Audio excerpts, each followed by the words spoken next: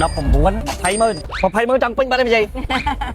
ឥឡូវចេះហ្មងខ្ញុំចង់ឲ្យនិយាយកាន់តែចំណេញទៀតមួយថងនិយាយ 50000 យកហ្មង សិនចៅទេ តែចិត្តខ្ញុំហ៎ ចា អញ្ចឹងខ្ញុំឲ្យមួយថង 50000 25 300000ឲ្យ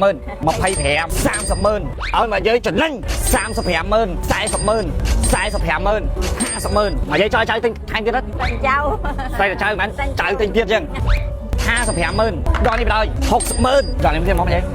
នេះទៀត 65000 70000មកនិយាយចៅខ្ញុំឈប់ប៉ុណ្ណឹងទិញទៀត ទេសិនចៅ ទិញទៀតតែចិត្តចៅដល់នេះហ្មងពីរនេះបូកបញ្ចូលគ្នាទៀត 80000អញ្ចឹងចៅសុំទិញប៉ុណ្ណឹងចំនួន 80000មកនិយាយគាត់មិនដែរ អរគុណចៅអើយ សុំស្ពាក់នេះសាធុសាធុ បាយចម្រើន បងចៅឆាប់មានសង្សារ តែអត់ទេកូន នេះមកយើងចៅសង្សារមក មិនចៅ គេថាចៅមិនស្មោះ តែអត់ អត់ទេគេថាចៅមិនស្មោះ មានសង្សារស្អាតណាចៅ សាធុសាធុសាធុចៅសុំជូនមកនិយាយ 80000 ចាអរគុណមកសុខសប្បាយអូយក៏បានរត់ណាអូឃើញបានដូចចិត្តណាចៅ សាធុសា បាយតែបានមានប្រពន្ធកូន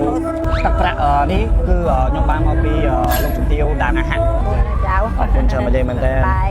បាទចៅសុំលាមកនិយាយទៅសិនណាប៉ុន្តែមុនលាមកនិយាយចៅសុំឲ្យមកនិយាយមួយបាន ចាបាន ថ្ងៃនេះទៅវិញមកបានមកនិយាយបាត់មកនិយាយបាន 800,000នេះ ទៅទីមកបានទេ ឲ្យលាទៅសិនមកនិយាយបាត់ចៅអត់លាមកនិយាយទេឡើងក្រុងអញនឹងទៅចៅចៅ ចា ពួកចៅត្រូវទៅពេញចំណឹងដែរអរគុណច្រើនមកនិយាយមែនតើបាទចៅ សប្បាយតាមផ្លូវ បាទវូយើងចំណេញយកមួយអូនថាយកមួយ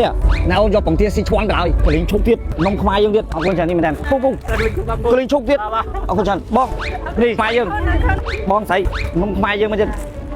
ណែបងយកអត់នំខ្មែរយើងបាយក្តាំងបងអត់អីទៀតពុកណែបងសូមជូនបងទាំងអស់ដល់